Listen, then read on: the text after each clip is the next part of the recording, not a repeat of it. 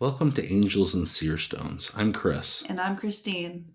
In this episode, we look at accounts of angelic music in the Latter-day Saint tradition. We'll talk about listening to unseen choirs and individual saints singing in the tongue of angels. Latter-day Saints are a people of radical faith. We are a unique body of Bible-believing Christians. For us, the scriptural canon has been opened. The traditional sacraments have expanded. Our beliefs and practices are steeped in universalism, esotericism, and apocalypticism. The Latter-day Saint tradition is a religion in which angels visit everyday people, and sometimes men and women see the divine in stones. In this podcast, we examine lived religion of Latter-day Saints, the stories we tell, and the beliefs we debate. We take seriously the whole gambit of Latter-day Saint experience.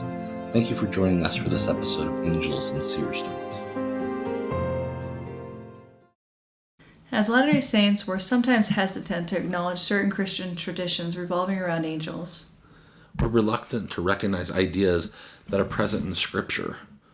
We don't like the idea that angels have wings. And we also don't like the image of heavenly choirs or spending our afterlife playing harps on a cloud. Our concern, of course, is that heaven is being reduced to infinite praise and worship, whereas traditionally, I think, Latter-day Saints have had this image of heaven as being a place where all are anxiously engaged in the work, to put it in the LDS vernacular. Although personally, these images do appeal to me. You know, my father was a blues musician, and growing up, he was the lead guitarist in the church band. I also grew up in a tradition where services started with praise and worship, where congregants sang vocally, they raised their hands, sometimes prostrated themselves across the ground. I can remember doing this a time or two, even from my youngest years. It's something that would sound and look pretty bizarre to a Latter-day Saint, I think. But I think it was a powerful opportunity to connect with God and to be meditative in a way that I haven't since been. Yeah, I have holy envy of that. Angelic music has a long history among Christians generally. Angelic choirs are discussed by Isaiah and John the Revelator, and of course the wonderful passage in Luke where the shepherds witness multitudes of angels singing, "Glory to God in the highest, and on earth, goodwill toward men." This glorious moment is memorialized in the Christmas hymnal, "Hark the Herald Angels Sing," and our 11-year-old son's favorite, "Angels We Have Heard on High." Gloria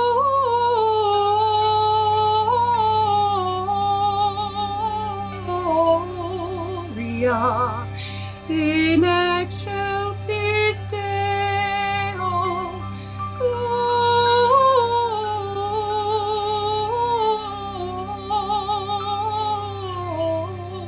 Gloria in excelsis Deo.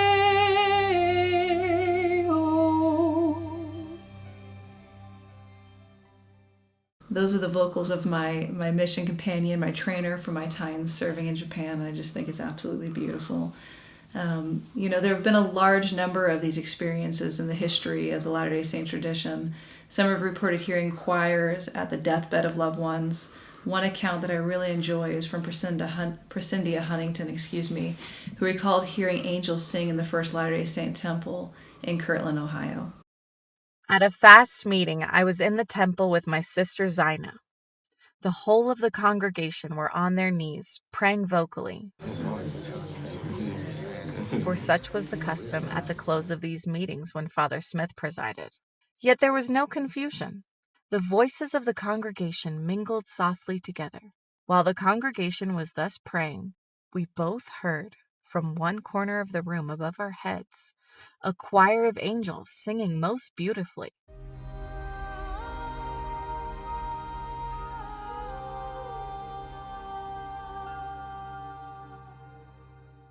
They were invisible to us, but myriads of angelic voices seemed to be united in singing some song of Zion, and their sweet harmony filled the temple of God. This is just one of many experiences recorded about the angels that appeared in the Kirtland Temple. A handful of these are associated with these very interesting meetings held by Joseph Smith Sr. Sometimes you read of early Latter-day Saints praying in succession, for example, the three witnesses. But what an incredible event. The entire congregation each vocalizing their individual prayers, and that's even before angelic voices join in with song. And we know this was far from the only time individual saints heard the song of angels. In fact, Parley P. Pratt once wrote in the original Key to the Science of Theology that one of the ministries of angels was to, quote, sing the saints a good song. Reportedly, Brigham Young even declared that he had, quote, heard the soft and beautiful singing of the angels. Michael Hicks, emeritus professor of music at Brigham Young University, shared both of these quotes with me when I spoke to him about angelic singing this past week. In his excellent article, Music in Heaven and Mormon Thought, in the Oxford Handbook of Mormonism, Dr. Hicks gives 4 answers to the question, what exactly do angels sing when they visit the saints? There, he says, angels sing hymns. They offer personal messages. They do public performances. And sometimes they sing in the language of heaven. A few years later, he had a different answer for me. It's whatever the person hearing it, perceiving it, feeling it, dreaming it, envisioning it, whatever it might be, whatever is meaningful to them. Now, in many cases, it's a hymn. What people talk about, these angels sang me this hymn. And as you know, in the early editions of Parley Pratt's Key to the Science of Theology, he's listing the things that angels do that are part of their duties. And one of the things is to sing them, that is, the saints, a good song. Incredible statement. What makes it a good song is what is needful or edifying or proves a blessing to the hearer or the feeler, perceiver, whatever it is. Michael shared a number of fascinating stories of Latter-day Saints hearing angelic voices. And as he suggests, sometimes they were hymns, and sometimes they were just angels appearing to play music to uplift the saints. There's one story that he mentioned, particularly powerful, angels appearing to lift up David Patton Kimball, one of the sons of Heber C. Kimball. I managed to round up a copy of this vision. In fact, Kimball talks about 2 different visions he had, one of a satanic string band and the other of an angelic symphony. I want you to pay attention here about the way he juxtaposes these 2 experiences. After crossing a 75-mile desert with ox teams, my spiritual ears were opened to my sorrow. From 11 o'clock at night until daylight the next morning, while driving our jaded animals up a sandy wash in search of water, I listened to a satanic string band that caused every fiber in my dejected body to quiver. The deep, doleful, lonesome sound almost drove me wild, while my swollen tongue was protruding from my burning mouth. Every part of that horrible dirge was perfectly played, interpreting most excellently the terrible ordeal through which I was passing, causing my mind to suffer more intensely than my body, if such a thing were possible. Those dismal sounds rumble in my ears to this day, causing me to shudder when I think of it. On the other hand, I've heard spiritual music that was so far ahead of anything earthly that I ever listened to that comparison cannot be made. These angelic musicals were generally given after passing through long sieges of hardship, disappointments, and homesickness. Then, when everything was going well with me, I could feel heavenly influences gathering around until sometimes felt as if I was floating in midair. I believe it was my departed relatives and friends who, out of sympathy, had come to bring me cheer. On such occasions, their presence was generally accompanied by celestial music. While life lasts, I will never forget one occasion of this kind that took place during the late spring of 1878. After crossing a dreary desert waste, I came into a beautiful valley, the surroundings of which were most enchanting. The road, for miles ahead, was almost as level as a barn floor, and weather conditions were simply perfect. There was not a living soul within 10 miles of where I was, and it was so still that my animals started at the least sound. About 3 o'clock in the afternoon, I felt the presence of my spiritual friends gathering around, and soon after, some distance away, I heard beautiful music. It was a heavenly orchestra playing a grand march. The whole heaven seemed to resound with sweet melodies, there being nothing to mar the solemnity of the occasion until I drove into camp for the night. Then the music ceased. My spiritual friends departed, leaving everything around me as silent as death. I can just imagine Kimball suffering at the sounds of those cacophonous, satanic tones. And it's probably useful to remember that the sound of hell is even scriptural. We hear or we read wailing and gnashing of teeth. This initial story places the next scene in relief, helping us to imagine the power and the peace of heavenly players. I really enjoyed that. When we read these stories of angelic music, it's usually about the voices of the angels and about the stringed instruments they play. And the same end, we have a satanic string band, which is kind of straight out of Devil Went Down to Georgia. But the idea of the devil playing music that has power is an old idea. It shows up in some readings of the Pied Piper story, dating back to Germany in the 1400s. This idea that maybe the Pied Piper who convinced all the children to leave Hamelin was actually the devil himself, playing his sinister pipe. Well, that's an interesting insight, Chris. I really like that. Angels also continue to sing to Latter-day Saints over the decades, as they did in the early 20th century to Samantha Foley. At this point, she had invested years of learning Spanish so that she could become the first to translate the hymn book for the people of Mexico. Foley is a fascinating Latter-day Saint. In her memoir, she records hearing a Nephite choir that came to her bedroom. At first, I was asleep, but was awakened by the sound of voices singing, accompanied by the chords of stringed instruments which blended sweetly together, producing a soft, pathetic music. I was soon awake and marveled at hearing the music which seemed to flow from many and varied voices in a variety of stringed instruments. How I yearned for that band to remain.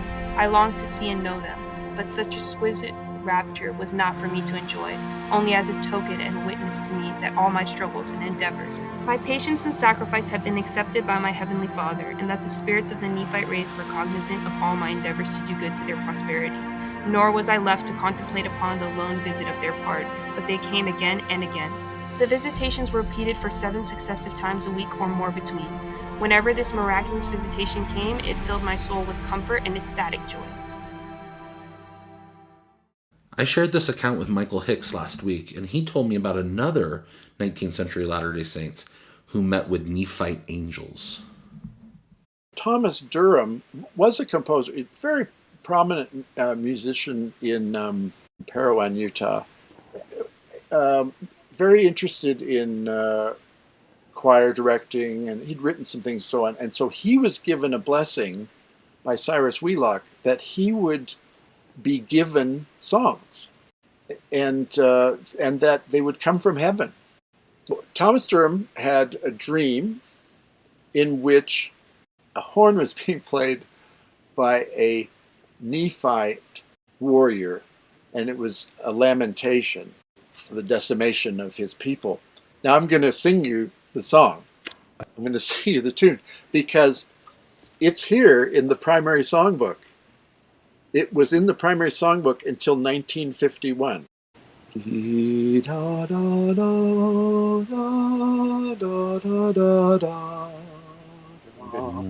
So you can have voices without words. This is not an uncommon thing in accounts of hearing music from the other side. And of course, for her and for others like Thomas Durham, it was often connected with the Book of Mormon peoples, their fate, and the resonance, you might say, of their culture, their spirit on this continent. And it's just sort of there, and these spirits are all around us, and they're wanting to share their stories from beyond. That's what the Book of Mormon itself is. It's a voice from the dust. So you have this Nephite lamentation. It's instrumental. It's not. There's no words to it. You can put words to the tune, but the important thing is it was without words. It was a song without words. And I think that Foley's experience was probably that as well. So Nephite choirs are one example of a continuing tradition of Latter-day Saints communing with the ancient Judeo-Christian culture of the Americas. Visions of Nephites, of course, began with the appearance of Moroni to Joseph Smith, but they continued with the 3 Nephites in the lore that all of us are very familiar with. Well, for an outsider, it might not be clear how deceased Native Americans relate to angels. But remember, Latter-day Saints believe angels are the righteous dead and those yet to be born. Nephites are a great example of a potential angel. Yes, and I want to stress that hearing angelic choirs are not just an early Latter-day Saint experience. although some of these stories are a little bit less familiar to us. But stories of disembodied voices continue even into the present. In 2019, the Liahona even published a beautiful account from an Australian man named Lyndon Russell Kavanagh, who heard a heavenly choir the year after his baptism in 1977. I suddenly heard angelic choirs singing. The memory is vivid. I remember exactly where I was. The junction of Manly and Wandell. I distinctly remember how beautiful and calming the singing was, even though I could not distinguish the words. Although I couldn't see who was singing, I felt surrounded by those angelic voices. It was a wonderful feeling. Though I had not thought I was in any danger, I felt protected by the power and beauty of the presence of such heavenly music. The unexplained euphoric presence remained with me even after the experience ended, and immense joy followed me the rest of the day. In the 19th century, Latter-day Saints also wanted to be part of these heavenly choirs. They didn't just want to be spectators to the great choirs above. They wanted to participate themselves, and they did so through the gift of tongues.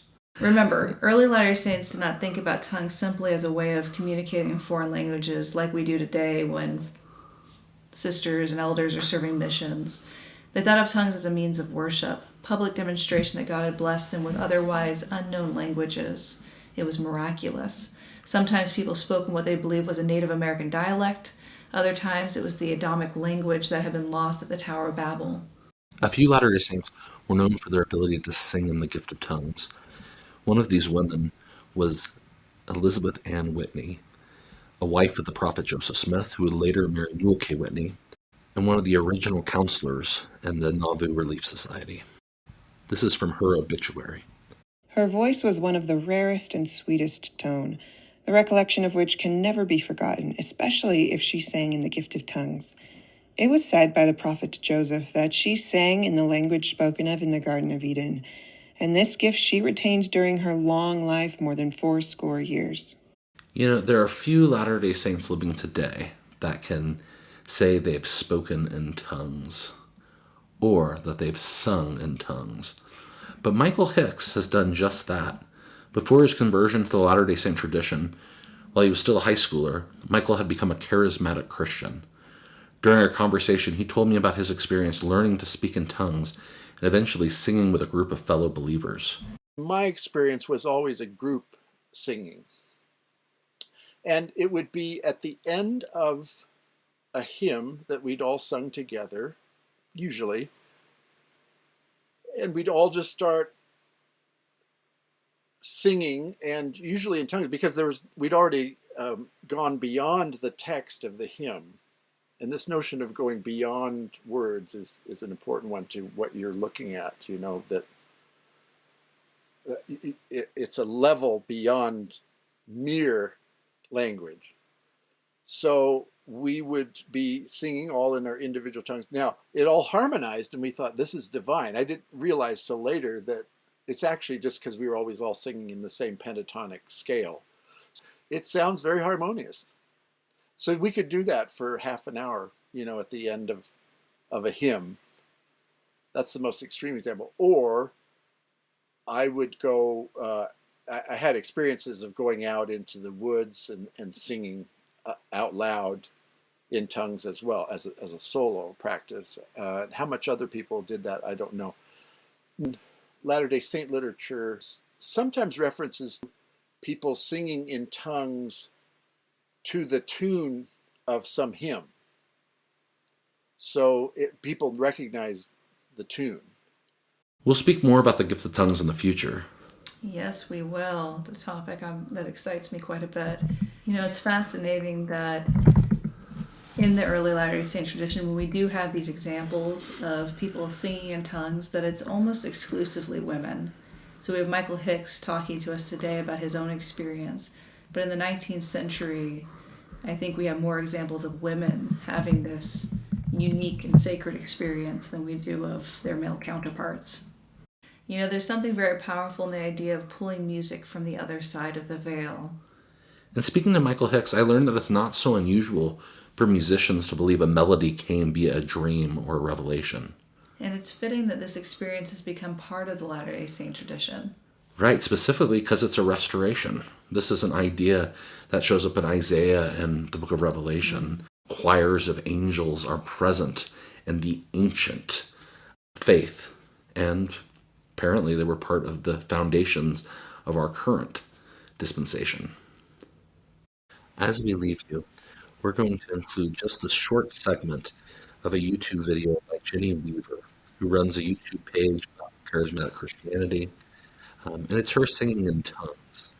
You'll notice that there's great beauty in this practice, and as Michael Hicks points out, we're not really sure how early Latter-day Saint tongue singing relates to those of modern charismatic Christians. But it is interesting to have a glimpse of what's still going on in tongue speaking in American Christianity today. Thanks for joining us this week. Make sure to comment, review, share, and subscribe. We'll be back next week when we discuss Moroni lore, and we'll see you then. See you then.